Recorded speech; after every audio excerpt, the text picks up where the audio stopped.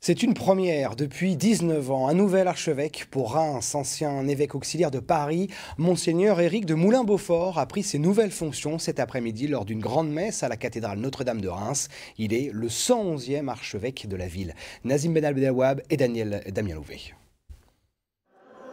C'est la première rencontre entre le nouvel archevêque de Reims et ses fidèles en la cathédrale où il prend officiellement ses fonctions.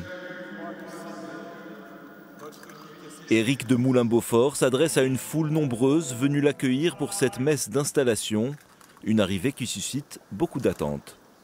L'espoir que pour les jeunes, que ça attire plus les jeunes, parce que c'est quand même un petit peu vieillot, on va dire.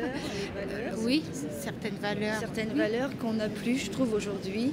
Il faut peut-être retrouver un petit peu parmi la jeunesse et peut-être les moins jeunes aussi d'ailleurs.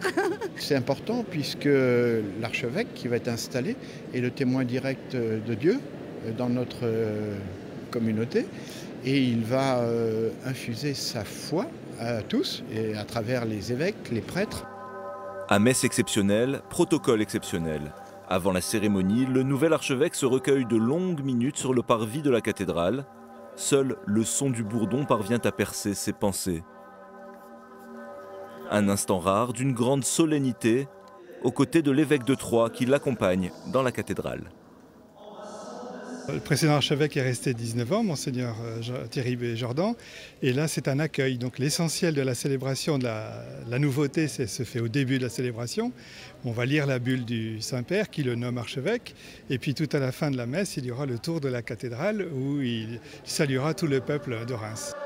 Ancien évêque auxiliaire de Paris, Éric de Moulin-Beaufort vit avec son temps, actif sur les réseaux sociaux, sur lesquels cette messe était d'ailleurs retransmise en direct. Et le nouvel archevêque de Reims sera d'ailleurs notre invité demain soir à 19 h.